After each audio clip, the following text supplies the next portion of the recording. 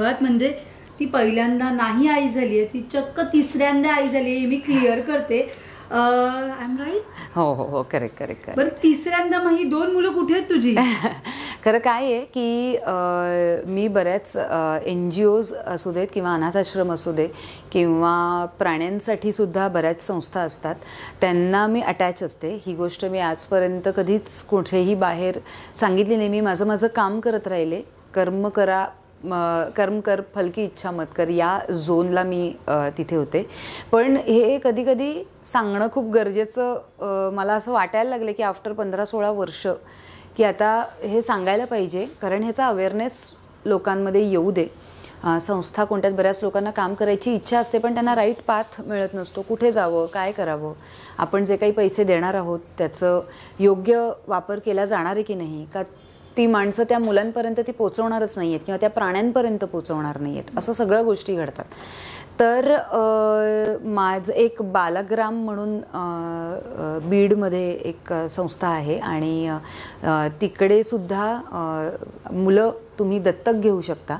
ती तिथेच राहतात, पण त्यांची जबाबदारी असते की किती असा एक महिन्याला एक 2,500 ते 3,000 रुपये खर्च असतो फक्त.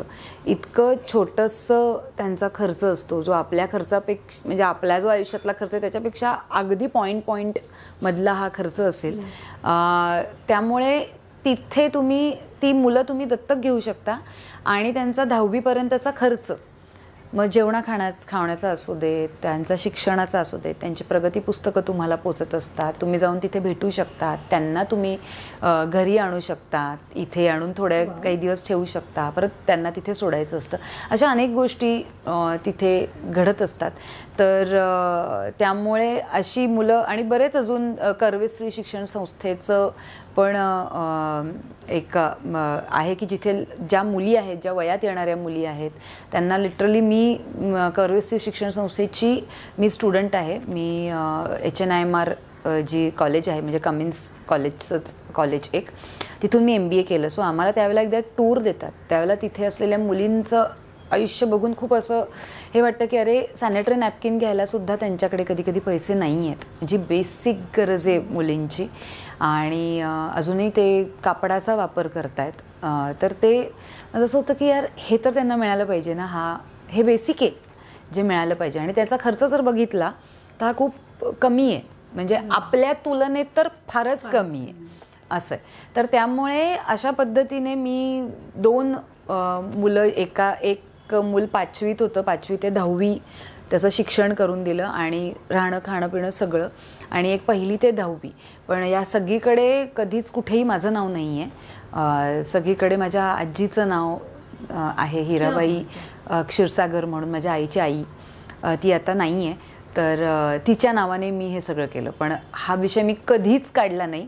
कदाचित कमेंटमध्ये असं येतील, मग तेव्हा काढला नाही तर आत्ता कशाला बोलताय, मग फेम पाहिजे का, ट्रोलिंग करायला काही पण चालतं. पण माझा हा हेतू आत्ता जे मी तुझ्याशी ऑफ द कॅमेरा बोलता बोलता आपला हा विषय निघाला आणि म्हणून मी ते बोलले, कारण मला अचानक स्ट्राईक झालं की बरेच असे लोक आहेत ज्यांना मदत करायची आहे, तर कशा पद्धतीने करायची, काय करायची, तो मार्ग मिळत नसतो. असे बरेच लोक आहेत. आणि अजून एक उद्देश म्हणजे एक छोटंसं, म्हणजे आपण कुठे ना कुठे आपण पैसा आपण खूप खर्च करतो. आपण एक जेवण जेवायला गेलो बाहेर, तर मला नाही वाटत की साधं व्हेज जेवण 5-6 लोक जरी एका चांगल्या नामवंत रेस्टॉरंटमध्ये गेलो तर 2,500-3 हजाराच्या खाली बिल होईल. म्हणजे प्रश्नच नाही, ते होणारच. फक्त काही अशा मुलांना डोनेट करा, हा फक्त एक छोटासा उद्देश या सगळ्यामधून होता, बाकी काही नव्हतं. म्हणजे कारण आपण या समाजात राहतो, माझं कायम म्हणणं आहे, आणि त्या समाजाला आपण काहीतरी देणं लागतो. तर मनुष्य प्राणी असू देत किंवा प्राणी असू देत, सो दोन्हीकडे आम्ही ते करतो. आणि त्याच्यावरच बेस आम्ही गणपतीत सुद्धा आमचा उपक्रम गेली 2 वर्ष चालवतोय की पेढे, लाडू, मोदक वगैरे काहीही आणू नका.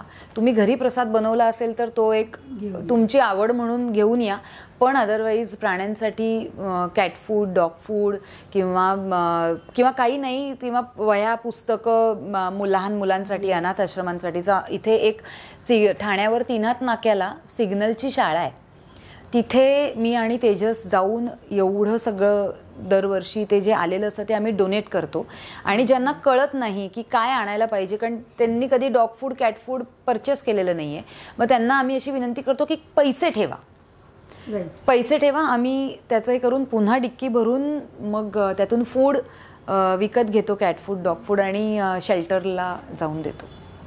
Last year and still remember की वही पुस्तकांचंही तू सगळं केलं होतं. Correct correct. आणि हे हा एक वेगळा उपक्रम आहे आणि ही वेगळी गोष्ट आहे माझ्या. एक्झॅक्टली. अंगावर लिटरली शहार येते. आयुष्यात असं काहीतरी करून जे समाधान, जे सुख मिळतं, हो हो, ते खूप वेगळं, ते वेगळं आहे, ते नक्कीच वेगळं आहे, नक्कीच. आणि ते प्रत्येकाने कधी ना कधीतरी अनुभवावं. म्हणजे खरंच तुम्ही अनुभवात तो दिवस वेगळा जाईल, ती सुरुवात दिवसाची खरंच वेगळी जाईल. जेव्हा तुम्ही एक छोटीशी गोष्ट जरी अगदी चालता, म्हणजे छोटंसं वेफरचं पाकिट हे तरी जाता जाता कोणाला दिलं ना, तो एक वेगळा आनंद असतो. अगदी अगदी. म्हणजे मी असं म्हणेन की कायम आपण कुठेही, आता आमच्या इथे डोसा, रस्त्यावर बनवणारे डोसा इडलीवाले वगैरे असतात, तर किती लोकही येतात, लहान मुलं येतात, किती उभे असतात बघत. तर तुम्ही जेव्हा गरम खाताय ते काय किंमत आहे त्याची, की त्याला उलट त्याचं पोटभर होईल, त्याला तेवढं द्या खायला प्यायला, त्याचा परिवार असेल तिकडे, 4 लोक असतील तिकडे, तर एका डोशाची किंमत काय असू शकते. आणि ते तुम्ही दिलं तर त्यावेळेला ना तुमच्या पोटात तो एक डोसा जेव्हा तुमचा जाणार आहे ना, तो इतका समाधानकारक जातो. म्हणजे करून बघा हा प्रयोग, फार मजा येईल, फार मजा येईल, आणि फार वेगळंच सुख आणि समाधान मिळेल. त्याच्याकडून जी ब्लेसिंग मिळते ती वेगळीच. ते माझे स्वामी बसलेत हिशोब करायला.